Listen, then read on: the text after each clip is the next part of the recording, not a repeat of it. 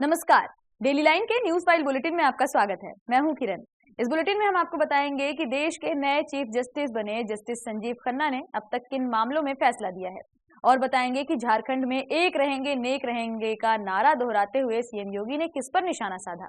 साथ ही जानकारी देंगे कि खालिस्तानी आतंकी पन्नू ने देश की किस मंदिर को उड़ाने की धमकी दी है। लेकिन उससे पहले नजर आज की हेडलाइंस पर। देश के नए चीफ जस्टिस बने जस्टिस संजीव खन्ना, राष्ट्रपति द्रौपदी मुर्मू ने दिलाई शपथ, सिर्फ 6 महीने का होगा कार्यकाल। स्वामीनारायण मंदिर की वर्षगांठ पर बोले पीएम मोदी, कहा समाज को जाति धर्म भाषा में बांटने की हो रही कोशिश हमें मिलकर रोकने की जरूरत। झारखंड में जमकर गरजे सीएम योगी, एक रहेंगे नेक रहेंगे का दोहराया नारा, कहा जब भी बटे हैं निर्ममता से कटे हैं, इसलिए सबको एक रहना है। खालिस्तानी आतंकी पन्नू ने राम मंदिर को उड़ाने की दी धमकी, वीडियो में कहा अयोध्या में 16-17 नवंबर को होगी हिंसा। बाबा सिद्दीकी हत्या केस में पुलिस का एक्शन, मुख्य आरोपी समेत 5 बहराइच से गिरफ्तार, नेपाल भागने की फिराक में थे आरोपी। चर्चा करेंगे खबरों की विस्तार से। रुख करेंगे पहली खबर की ओर। जस्टिस संजीव खन्ना देश के 51वें चीफ जस्टिस बन गए हैं। सोमवार को राष्ट्रपति भवन में राष्ट्रपति द्रौपदी मुर्मू ने जस्टिस संजीव खन्ना को चीफ जस्टिस के रूप में शपथ दिलाई। जस्टिस खन्ना ने chief justice of India DY Chandrachud की जगह ली है। हालांकि चीफ जस्टिस संजीव खन्ना का कार्यकाल 2 साल का नहीं बल्कि सिर्फ 6 महीने का ही होगा। 13 मई 2025 को वे रिटायर होंगे। जस्टिस संजीव खन्ना को स्पष्ट फैसले लिखने के लिए जाना जाता है। उन्होंने अपने कार्यकाल में कई बड़े और चर्चित मामलों में ऐतिहासिक फैसले दिए हैं। सुप्रीम कोर्ट के जज के तौर पर जस्टिस संजीव खन्ना ने 65 फैसले लिखे हैं। उन्होंने अब तक RTI, judicial transparency, VVPAT, electoral bond और अनुच्छेद 370 समेत कई बड़े मामलों के फैसले सुनाए हैं। इस दौरान वे करीब 275 पीठों का हिस्सा भी रहे।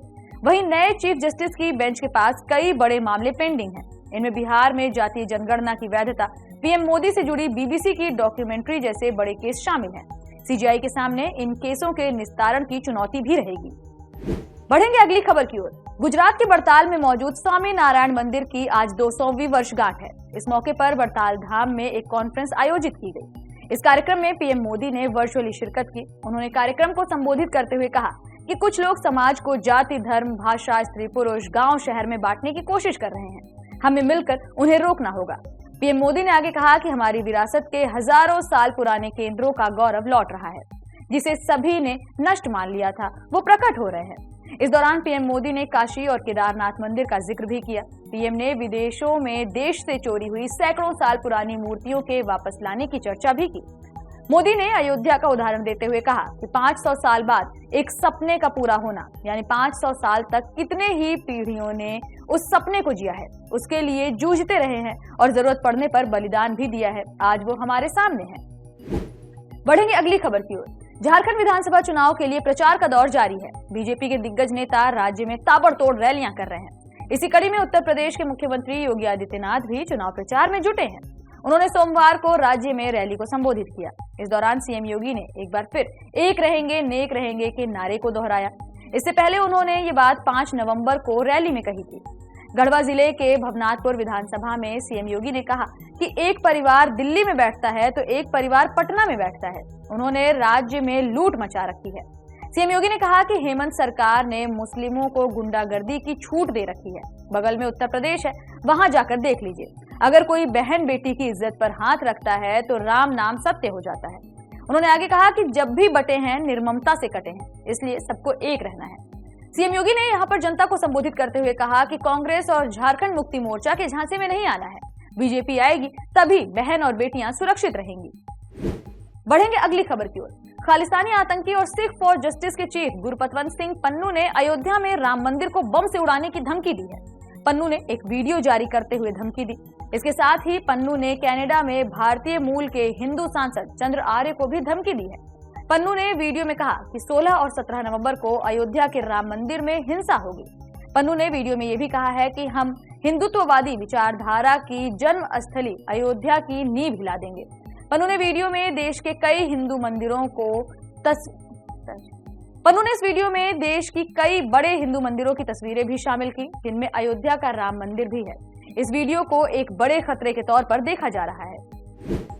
रुक करेंगे अगली खबर की ओर। प्रयागराज में लोक सेवा आयोग कार्यालय के सामने प्रदर्शन कर रहे अभ्यर्थियों पर पुलिस ने लाठीचार्ज करके खदेड़ दिया।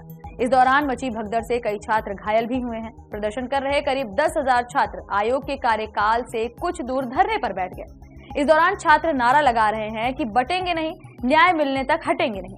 आपको बता दें कि यूपी पीसीएस और आरओ परीक्षा के हजारों कैंडिडेट यूपी, एमपी, बिहार समेत कई राज्यों में सोमवार को आयोग कार्यालय का घेराव करने पहुंचे।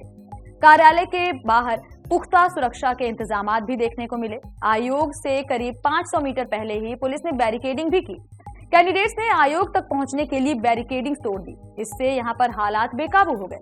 पुलिस ने लाठीचार्ज करके छात्रों को मौके से हटाया। वहीं सपा प्रमुख अखिलेश यादव ने इस मामले पर बीजेपी सरकार पर निशाना साधा है। उन्होंने कहा कि यूपीपीएससी में धांधली रोकने के लिए अभ्यर्थियों ने मांग बुलंद की तो भ्रष्ट भाजपा सरकार हिंसक हो उठी। रुक करेंगे अगली खबर की ओर। बाबा सिद्दीकी मर्डर केस में यूपी एसटीएफ और मुंबई क्राइम ब्रांच को बड़ी कामयाबी मिली है। पुलिस ने बाबा सिद्दीकी मर्डर केस के मुख्य आरोपी और लॉरेंस बिश्नोई गैंग के शूटर कहे जा रहे शिव कुमार और शिवा को गिरफ्तार कर लिया है। पुलिस ने आरोपी को नेपाल बॉर्डर से लगभग 19 किलोमीटर पहले नानपारा से गिरफ्तार किया है। मुख्य आरोपी के साथ उसके 4 हेल्पर्स भी गिरफ्तार हुए हैं। हत्या के बाद से ही शिव कुमार फरार था। अब आरोपी नेपाल भागने की फिराक में था। पुलिस के मुताबिक शिव कुमार उर्फ शिवा मुंबई में 12 अक्टूबर को हुए बाबा सिद्दीकी के मर्डर में शामिल था। हत्याकांड के बाद से वो फरार हो गया, जबकि उसके 2 साथी पहले ही गिरफ्तार किए जा चुके हैं। फिलहाल इस बुलेटिन में इतना ही। देश और दुनिया से जुड़ी तमाम खबरों से अपडेटेड रहने के लिए बने रहिए दिल्ली लाइन के साथ।